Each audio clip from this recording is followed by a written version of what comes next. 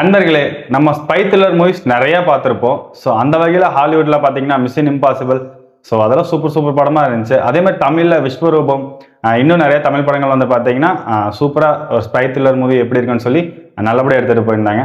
So அந்த மாதிரி ஆர்யா நடிச்சு ரிலீஸ் ஆன மிஸ்டர் எக்ஸ் படம் அப்படிதான் இருக்குன்னு நினச்சி போய் போனால் அதில் தான் ஒரு பெரிய ஏமாற்றம். ஸோ அது என்ன ஏமாற்றம், எப்படி ஆச்சுன்னு சொல்லி இந்த மூவி ரிவ்யூல பார்த்தலாம்.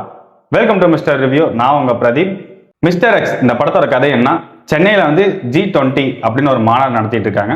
அப்போ நடத்திட்டு இருக்கும்போது நிறைய நாட்டு அதிபர்கள் வந்து இங்கே வந்து கலந்துக்கிறாங்க. ஸோ இந்த டைமில் எப்படியாவது நியூக்ளியர் பாம்பு வெடிக்க வச்சு இந்தியாவுக்கு ஒரு கெட்ட பேர் வாங்கி கொடுத்துடணும் அப்படின்னு சொல்லி பாகிஸ்தானுக்கு சேர்ந்தவங்களாம் நினச்சிட்டு இருக்காங்க. அப்போது இதில் வந்து பார்த்தீங்கன்னா கௌதம் கார்த்தி அந்த நியூக்ளியர் பாம்பு வந்து எப்படியோ திருடி எட்டு வந்து இந்தியாவுக்குள்ள வெடிக்கிறதுக்காக ட்ரை பண்ணிட்டு இருக்காரு. நம்ம ஆர்யா வந்து ஸ்பை ஏஜென்ட்டாக ஒர்க் பண்ணிட்டு இருக்காரு. எப்படியா அந்த நியூக்ளியர் பாம்பை நிறுத்தணும்னு சொல்லி அதுக்காக போராடிட்டு இருக்காரு. நம்ம சரத்குமார் வந்து பார்த்தீங்கன்னா இந்த படத்தில் அந்த ஸ்பை ஏஜென்ட் மூலிமா வந்து ரஷ்யாவில் போய் அந்த நியூக்ளியர் பாம்பு வந்து எப்படியாவது தடுத்து நிப்பாட்டுன்னு சொல்லி ஃபர்ஸ்ட் இருந்தே அவர் வந்து போராடி நிறைய மறைச்சு வச்சிருக்காரு. பட் ஆனால் லீக் ஆயிடுச்சு. ஸோ இதெல்லாம் நடந்துட்டு இருக்கும்போது G20 மாநாட்டில் நியூக்ளியர் பாம்பு வெடிச்சுதா, ஆர்யா எப்படி அதை காப்பாற்றினாரு, கௌதம் கார்த்தி என்ன பண்ணாரு, மெயினான வில்லன் யாரு, ஸோ இதுதான் இந்த படத்தோட ஒன்லைனாக இருக்குது. ஓவராலாக இந்த படத்தை பார்க்கும்போது மது ஆனந்த் வந்து ஓகேப்பா ஏதோ கதை எழுதியிருக்காரு அப்படின்னு சொல்லி உட்காந்து பார்த்தா எனக்கு தெரிஞ்ச அளவுக்கு இவர் வந்து நிறையா ஹாலிவுட் மூவிஸோ இல்லை தமிழ் மூவிஸே நிறையா பார்த்தும் கூட இவர் எடுத்திருக்கலாம். நிறைய இடங்களில் மிஸ்டேக் பண்ணிட்டார். ஏன்னா மேக்கிங்கே வந்து சில இடங்களில் சரியில்லை.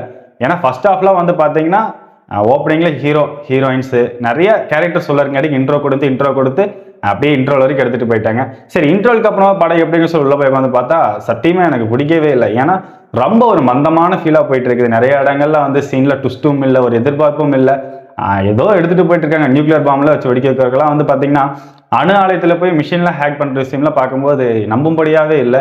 அதே மாதிரி ஒரு சீன் வந்து பார்த்தீங்கன்னா ஆர்யா தண்ணிக்குள்ள தம் கட்டலாம் வந்து பார்த்தீங்கன்னா 30 நிமிஷம் கட்டலாம் தம் கட்டுறாரு. ஏன்டா ஒரு மனுஷனால வந்து 3 நிமிஷம் தான் தம் கட்ட முடியும் அறிவியலியபடியா, நீ என்ற 30 நிமிஷம்லாம் தம் கட்டணும் சொல்லி அதெல்லாம் யோசிக்கும் போது வந்து நம்பும்படிய தன்மையெல்லாம் இல்லை. ஆர்யா அதில் வந்து பார்த்தீங்கன்னா ஒர்க் பண்ணுற விதமே வந்து பார்த்தீங்கன்னா ஹீரோவாக ஒர்க் பண்ணாரு. ஆனால் நல்லபடியாக ஒர்க் பண்ணியிருந்தார். ஃபைட் சீக்வன்ஸ்லாம் நல்லபடியாக பண்ணியிருந்தாலும் சில இடங்கள் வந்து பார்த்தீங்கன்னா இவர் ராயஜனுங்கிறது வந்து அவர் லவருக்கே வந்து தெரியாதாமா அப்படின்லாம் சொல்லி காப்பாற்ற விஷயம்லாம் வந்து நம்பும்படியாகவே இல்லை.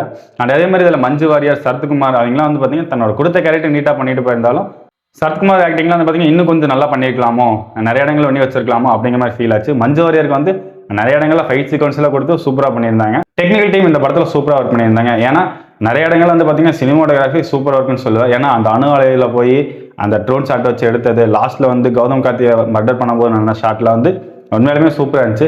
அண்ட் மியூசிக்கு நல்லா இருந்துச்சு. ஆனால் ஒரு இடத்துல மட்டும் எனக்கு புரியல, பிஜிஎம் பண்ணியிருந்தாங்க. என்னடா வாய்க்கு வந்ததெல்லாம் பிஜிஎம் அடிச்சு விட்டுருக்கீங்க அப்படிங்கிற மாதிரி ஃபீல் ஆச்சு. இந்த படத்தோட ஸ்க்ரீன் பிளே வந்து பார்க்கும்போது ஃபர்ஸ்ட் ஆஃப் இன்னமும் இன்ட்ரோக்காக அப்படியே எடுத்துகிட்டு போயிட்டாங்க. அண்ட் செகண்ட் ஹாஃப்ல பார்க்கும்போது என்னடா சொல்ல வரீங்க, நியூக்ளியர் பாம்பு வெடிக்குமா வெடிக்காதா அப்படிங்கிற மாதிரி தான் நம்மளுக்கு ஒரு ஃபீல் ஆயிடுச்சு. ஏதோ நம்ம போய் 140 ரூபா கொடுத்துட்டோம், பாப்கார்ன் வாங்கி உட்காந்துட்டு கடமைக்கு தின்னுட்டு பார்த்துட்டு வந்துடலாங்க மாதிரி ஃபீல் ஆச்சு.